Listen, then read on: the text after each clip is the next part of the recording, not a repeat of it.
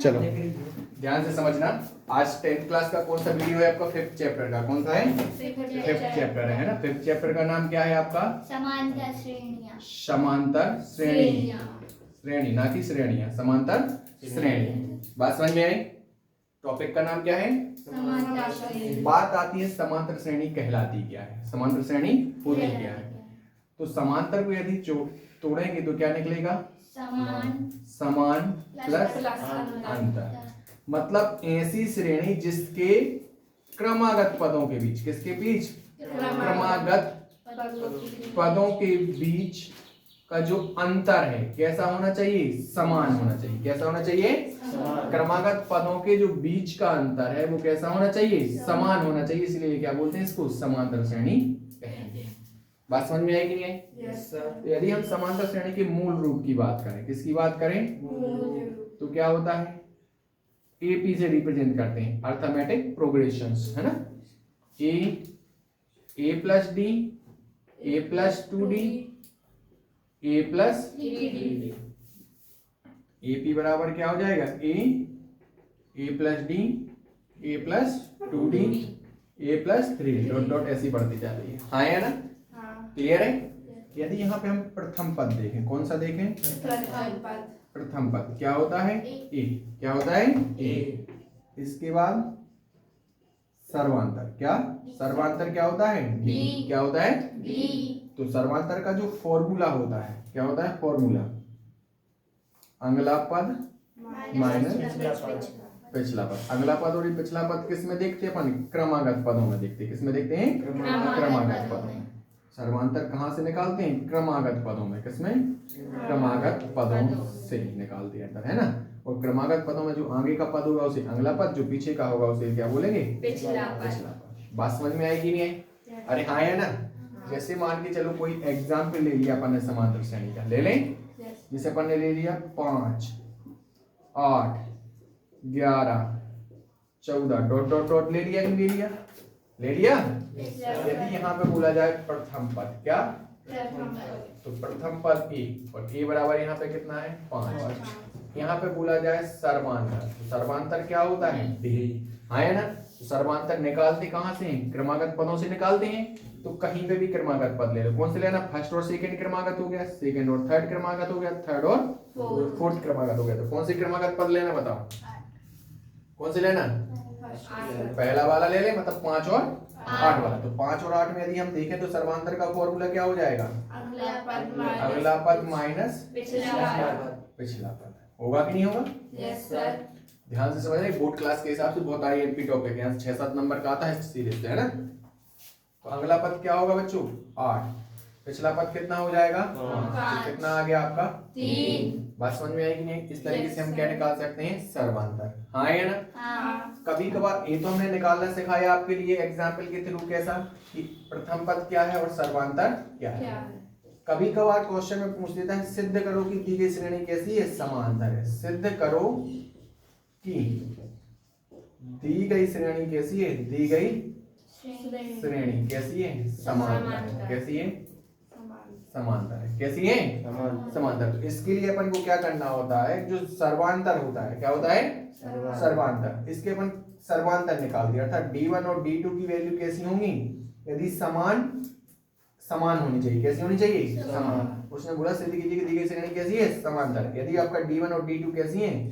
समान है, तो क्या कहलाती है श्रेणी? समांतर श्रेणी कहलाएगी। क्या कहलाएगी? और यदि समांतर नहीं है तो हमारे d1 और d2 के मान समान नहीं है। बात समझ में आएगी नहीं आई? फिर बोलता है श्रेणी के पद ज्ञात करो। क्या बोलो? पद ज्ञात करो। तो श्रेणी के पदों निकाल, क्या निकाला था? श्रेणी के पद ज्ञात करना, है ना। अब पद कौन सा ये पता है क्या? नहीं। तो मान लिया जो पद का जो नाम है वो क्या है? एनवा पद। क्या है? तो हमारा जो एनवा पद का फॉर्मूला कौन सा? एनवा पद का फॉर्मूला बनेगा, क्या बनेगा?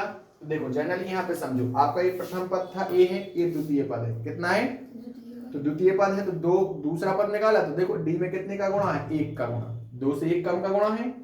ऐसे ये तृतीय पद निकाला कि नहीं निकाला? देखो ये फर्स्ट है, ये सेकंड है, ये थर्ड है कि नहीं है?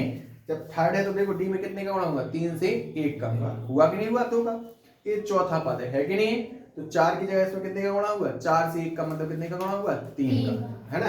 तो जनरली nवां पद में हमारा a तो होगा ही होगा और d भी होगा, लेकिन d में किसका गुणा होगा? n माइनस 1 का, n से 1 कम का, और इनको क्या कर दिया जाएगा आपस में? प्लस जोड़ दिया जाएगा। तो हमारे nवें पद का फॉर्मूला क्या होता है? a plus n minus 1 into D. तो क्या आ जाता है? a plus n minus 1 into D. बात समझ में आई कि नहीं आई? Yes sir. यदि मैंने बोला a nवां पद कहलाता है और a क्या कहलाएगा? या इसी को हम क्या बोलते हैं? अंतिम पद ही बोल सकते हैं, और अंतिम पद को किससे रिप्रेजेंट करते हैं? n से। nवें पद का भी यही फॉर्मूला होता है, अंतिम पद का भी यही फॉर्मूला होता है। अंतिम पद को भी हम क्या ले सकते हैं? n minus 1 into D, a plus n minus 1 into D. हाँ है ना? हाँ। यदि मैंने बोला n पदों का योग, क्या? n पदों का योग, तो बेटा n पदों के योग को रिप्रेजेंट करते हैं ऐसे, हमसे किससे रिप्रेजेंट करते हैं? और इसका फॉर्मूला क्या होता है? n by 2a plus n minus 1 into D, ये n पदों का क्या हो जाता है? योग हो जाता है। बात समझ में आई कि नहीं आई?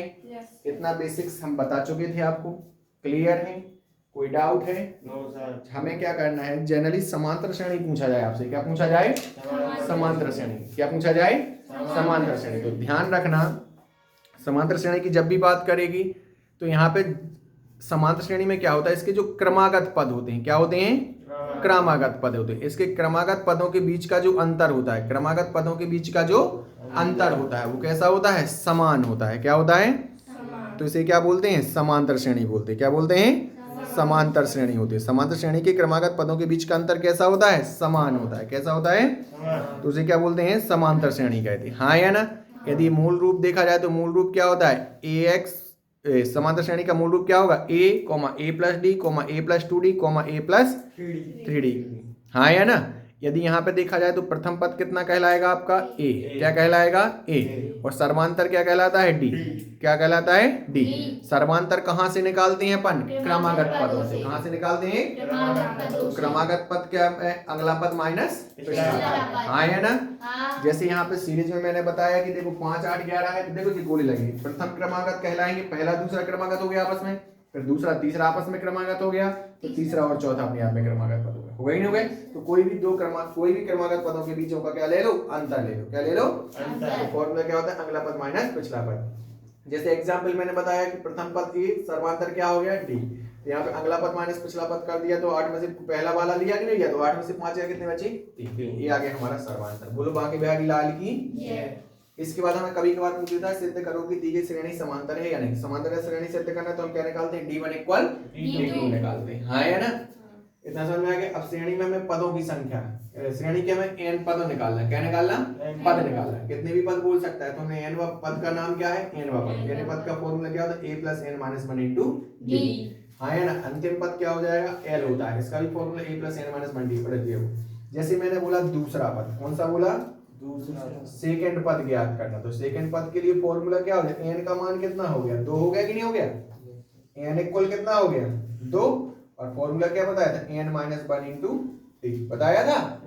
तो a n का मान जो 2 है माइनस 1 इंटू क्या हो जाएगा? d। तो a प्लस 2 में से गया 1, मतलब a प्लस d आया कि नहीं आया? आया। देखो सेकंड पद यही था, a प्लस d। अरे हाँ है ना? मैंने बोला मैं थर्ड पद बनाना। कौन सा पद बनाना? थर्ड पद। तो थर्ड में n इक्वल कितना आ गया? 3 आ गया कि नहीं आ गया थर्ड पद? तो फॉर्मूला क्या होता है? देखो a plus n minus 1 into D. तो a प्लस n का मान कितना आ गया? 3 minus 1 into D. a plus 3 में से गया कितना बचा? 2d। देखो थर्ड पद a प्लस 2d आया तो नहीं आया? बात समझ में आई? क्लियर है? चलो करो उसको।